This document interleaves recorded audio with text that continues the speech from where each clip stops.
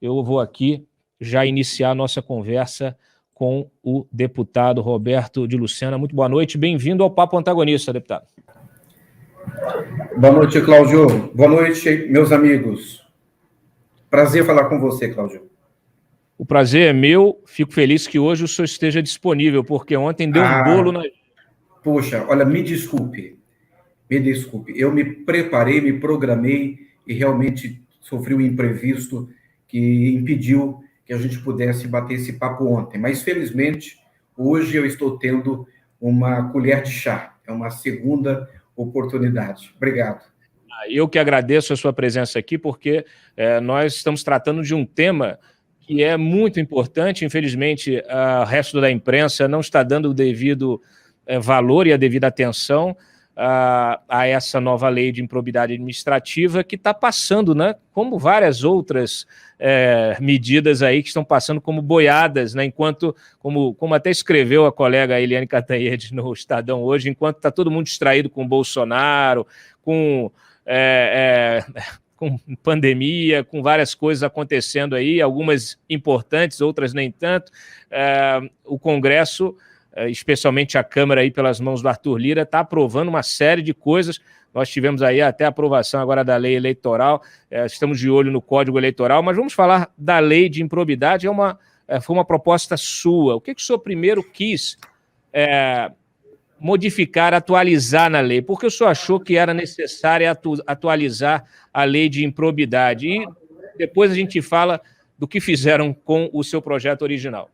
Perfeito. Cláudio, eu comecei a receber demandas que vinham de todo o país, de gestores sérios, que traziam as suas preocupações, porque eu passei pelo Executivo, né, eu estive secretário de Estado de Turismo em São Paulo, no governo Geraldo Alckmin. E eu tive a bênção de passar pelo Executivo e não ter nenhum tipo de processo, nenhum tipo de ação de improbidade, mas isso é muito incomum. É muito difícil um gestor passar pelo Executivo e não carregar consigo uma ação por improbidade que vai acompanhá-lo por alguns anos. Por quê? Porque nós temos na lei de improbidade administrativa uma legislação de 30 anos, uma legislação importante que foi um divisor de águas no enfrentamento à corrupção no país, e a lei de improbidade administrativa é um dos principais eixos da legislação anticorrupção.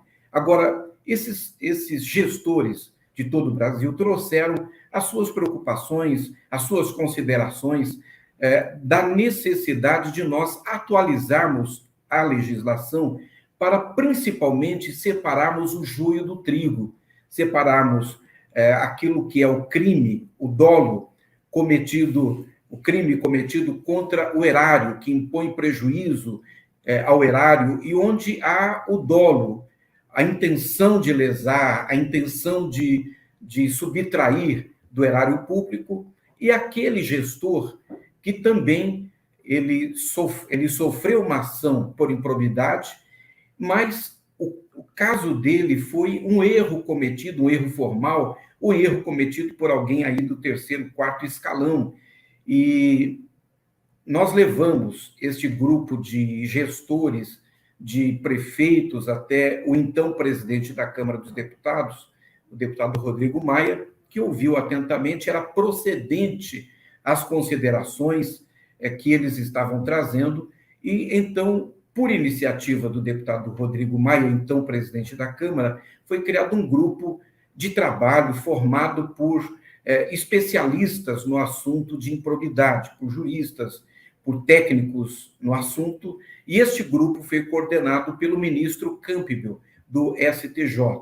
Após 7, 8 meses de trabalho, eles entregaram para a Câmara dos Deputados, e eu, enquanto presidente da Comissão Permanente de Fiscalização Financeira e Controle, recebi esta minuta. Era uma proposta, um conjunto de propostas que foram amplamente discutidas, debatidas e se transformaram na proposta que nós apresentamos, o projeto de lei número 10.887 de 2018. O objetivo colocado e claramente colocado era o de atualizar a lei de improbidade, como eu disse a você há pouco, separar o joio do trigo e punir o crime como crime onde há dolo e o erro como erro, criar uma dosimetria, permitindo que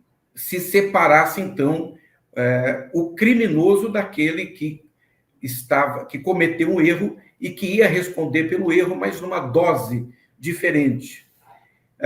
Esse projeto, então, começou a tramitar, me causou surpresa que tenha sido nomeado o deputado Zaratini, que é um grande parlamentar, é meu colega de bancada paulista, ele é um parlamentar preparado, no entanto, está cercado, ele está no núcleo onde existem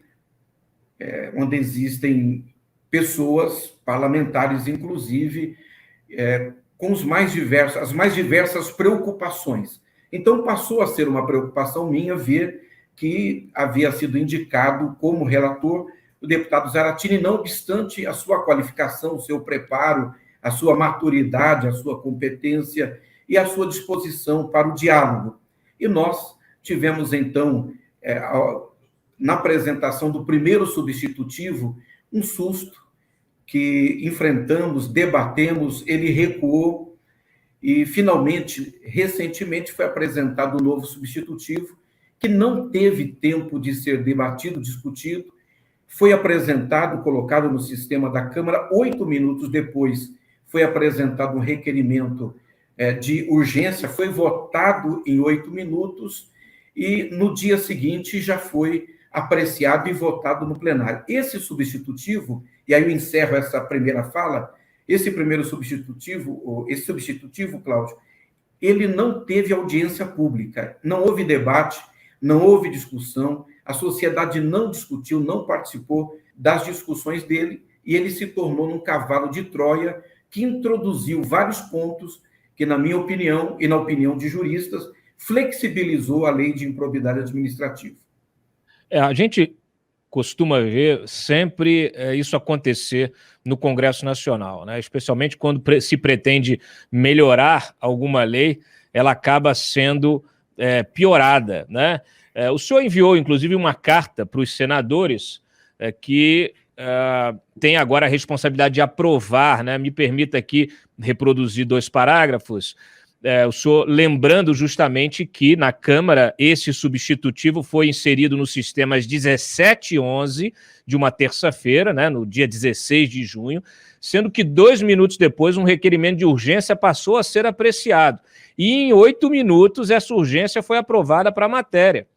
Nenhuma audiência pública foi realizada, tendo por objeto o substitutivo do deputado Zaratini, petista Zaratini, que é proposição totalmente distinta em relação à originalmente apresentada. Eu faço questão de frisar o petista Zaratini, que embora o senhor tenha, obviamente, aí a sua postura como colega de parlamento, tem elogiado bastante o Zaratini, quando o senhor diz que ele está cercado de gente investigada, né, de gente que foi pega, inclusive, na Lava Jato, e de vários outros que também estão sendo alvos de outras ações de improbidade, né? Aí o senhor continua aqui, o conjunto dos deputados não tinha conhecimento do teor do substitutivo até aquele momento, e tampouco a sociedade.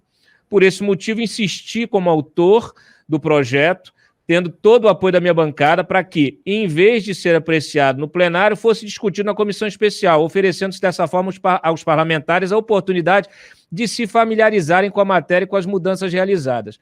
Olha, eu de cara já acho assim, fico muito surpreso, quer dizer, não fico surpreso, mas eu fico indignado como cidadão que qualquer matéria, seja o conteúdo que for, tenha uma tramitação desse jeito. Esse é o estilo, é o fast tracking, né? O estilo Arthur Lira, esse tipo de votação. Quer dizer, a gente entende que isso está violando o regimento de toda forma, né? Você, inclusive, não está respeitando a palavra dos próprios parlamentares. Isso aqui fica parecendo que tem um acordão por trás, coloca o negócio no sistema, já aparece lá, parece que a gente está entrando num drive-thru, né, de leis. Então, Cláudio, além disso, eu quero lembrar, nós tivemos, no caso, na história, durante toda a história do parlamento, 2 casos de deputados que votaram contra os seus próprios projetos. Eu fui o segundo. Eu votei contra contra o relatório, contra a proposta. Por quê? Porque a proposta apresentada nesse substitutivo, ela desfigura a proposta original, ela flexibiliza a lei de improbidade e, desta forma, na medida que ela flexibiliza, ela fragiliza a legislação anticorrupção. Então, eu tive o apoio total da bancada do Podemos e, associado ao Podemos, o Novo e outros partidos também. Neste momento, no dia de hoje, foi feita uma audiência pública no Senado, e por insistência, inclusive, do Podemos, inclusive por respeito a esse pedido que eu fiz. Então, essa audiência pública foi requerida pelo senador Álvaro Dias, o líder da bancada do Podemos no Senado. Para quê? Para dar aos senadores a oportunidade de se empoderarem de informações, de argumentos dos 2 lados, mas terem a oportunidade de ouvirem os nossos argumentos, as nossas preocupações, as preocupações da sociedade civil organizada, as preocupações de juristas que defendem que a lei anticorrupção, a legislação anticorrupção não seja fragilizada. Nós estamos experimentando sucessivas derrotas.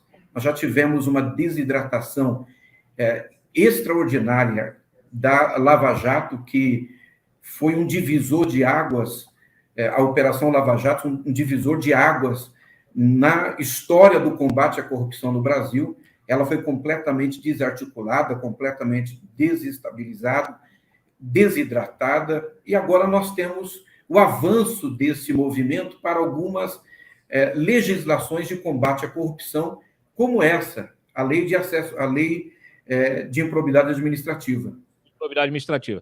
Deixa eu só resumir aqui os 3 blocos da improbidade na atual lei: enriquecimento ilícito, dano ao patrimônio público e violação aos princípios da administração pública, que são eles: impessoalidade, legalidade, publicidade e moralidade, todos previstos na Constituição. No texto em pauta, no texto que está sendo votado, porém, só os atos especificados na lei, um por um, serão enquadrados. O que não for citado não vale. O procurador Roberto Liviano diz o seguinte: as maneiras de violar esses princípios são infinitas e é impossível relacionar todas as possibilidades na lei. É por isso que são citados exemplos, referências. Esse é o grande problema do substitutivo. Quais são os outros? Então, não é só esse. Além desse, por exemplo, prazo de investigação do Ministério Público, 6 meses, prorrogáveis por mais 6 meses, quando justificado pelo procurador, pelo Ministério Público. Ou seja, com isso, se passar desta forma, se o Congresso aprovar desta maneira, nós estamos tomando a decisão de não investigarmos os crimes mais complexos.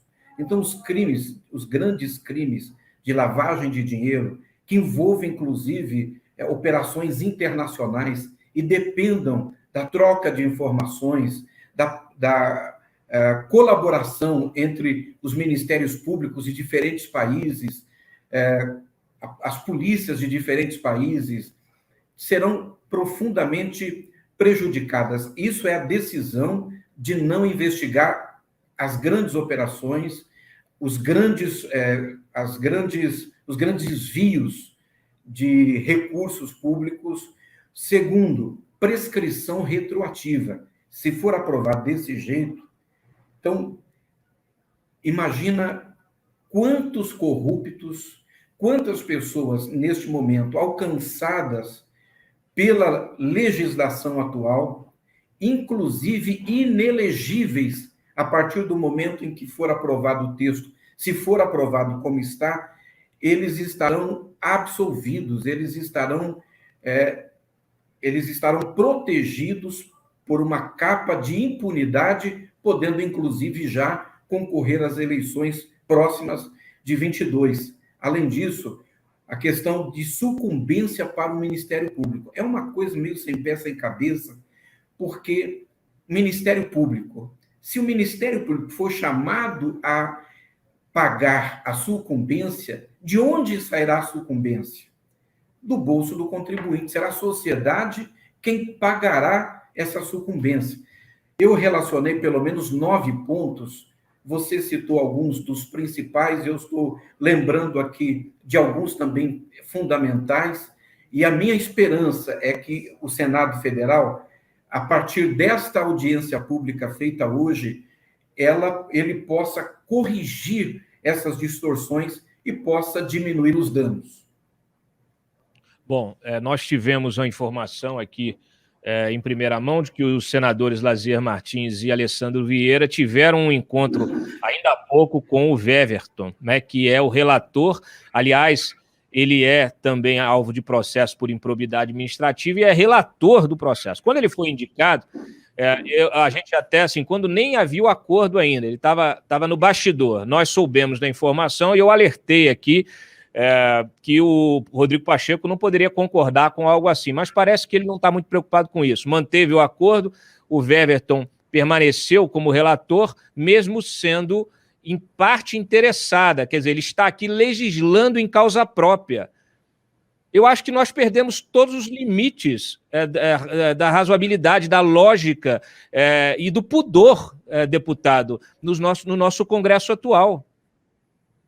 Eu ainda tenho a esperança de que o Congresso, de que o Senado Federal, o Senado de Rui Barbosa, e nesta comissão, na CCJ, nós temos senadores que são verdadeiras referências no combate à corrupção, são baluartes do enfrentamento à corrupção. Eu tenho a esperança de que nós possamos reduzir os danos, já ali na CCJ e depois, quando apreciado no Senado, essa proposta, esse projeto, ele possa voltar para a Câmara, o que propiciará que os deputados agora sim tenham tempo para analisar a proposta. A sociedade já sabe o que é que foi colocado nesse cavalo de Troia, portanto, será muito importante que a sociedade também dê o seu brado, fale com a Câmara dos Deputados e nós possamos voltar o máximo possível a nos aproximar do objetivo inicial, que era atualizar e melhorar a legislação que está em vigor. O senhor se arrepende de ter proposto esse projeto aí? Não, eu não me arrependo. Não me arrependo de ter proposto, não me arrependo de ter participado das discussões iniciais, de ter acolhido as preocupações desses gestores, as preocupações de parte da sociedade, até porque esse é o meu trabalho parlamentar, agora, e como legislador. Agora, também não me arrependo de ter votado contra esse relatório. Eu não saberia olhar para os meus filhos, olhar para os meus netos, olhar para a sociedade, para as pessoas de bem que acompanham o nosso trabalho, se eu tivesse concordado com aquilo que foi feito. E eu repito, viu, Claudio? Só para finalizar, eu repito, eu não me arrependo, porque o projeto que nós apresentamos não é o substitutivo. O substitutivo é uma outra proposta, é um outro projeto. Eles usaram o seu projeto para avançar algumas casas.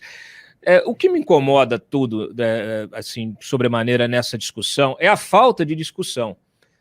Porque é recorrente. Nós estamos todos os dias aqui, toda semana tem um caso novo, toda semana o Congresso Nacional virou um trem fantasma, porque toda semana é um susto.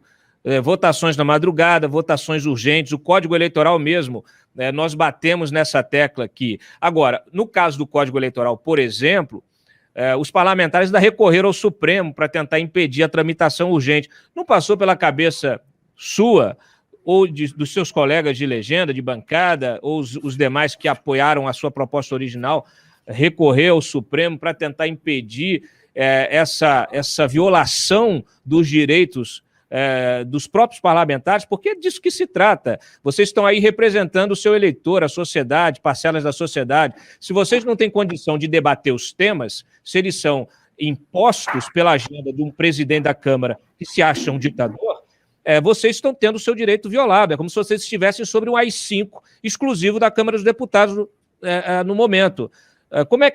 Por que não reagir a isso? Olha, eu fiz a minha parte levantando a discussão, fui à tribuna alertando todos os parlamentares do que estava acontecendo. Como autor do projeto original, pedi que os deputados não aprovassem esse substitutivo. Agora, eu sou um parlamentarista e sou um parlamentar. Eu entendo que as questões do parlamento precisam ser resolvidas no parlamento.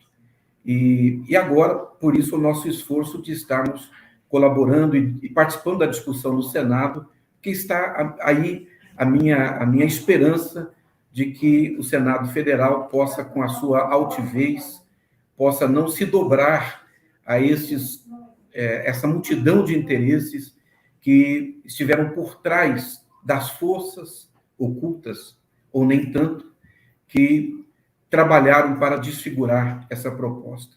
Pois é, eu também não concordo de ter de ficar recorrendo ao judiciário para poder resolver questões do parlamento. Agora, vocês precisam resolver. Não é possível você ter um ditador, um presidente de uma Câmara que impõe a sua agenda no ritmo que ele quer e impede o debate. Ele está silenciando a sociedade, deputado. É preciso que vocês façam alguma coisa, e que não seja carta de repúdio, né? É preciso que vocês, parlamentares, e o senhor, como acabou de dizer, um parlamentarista, é preciso que vocês reajam a esse tipo de imposição, porque vocês estão tendo os direitos de vocês retirados. O senhor não acha assim? O senhor não pensa assim? Eu concordo com você na tese e entendo que o Congresso Nacional, e aí eu falo da Câmara dos Deputados, ela precisa aproveitar esse momento e fazer algumas reflexões. Este momento que nós enfrentamos, inclusive, de pandemia, onde a maior parte do tempo as nossas votações aconteceram por aplicativo, pela ferramenta de tecnologia, que distanciou os membros do parlamento, também cerceou à sociedade a oportunidade de participar mais efetivamente do debate. E eu entendo que os temas, a agenda que a Câmara deveria ter focado nesse momento, era agenda prioritária em relação às questões sanitárias, às questões emergenciais do país, às questões econômicas do país. E entendo que estes temas, por exemplo, em relação à improbidade administrativa, não haveria necessidade de nós tratarmos nesse momento. Não era um tema tão urgente, visto que ele estava desde 2018 na comissão especial. Nós temos, por exemplo, a PEC que foi proposta pelo senador Álvaro Dias, ele é o autor, que está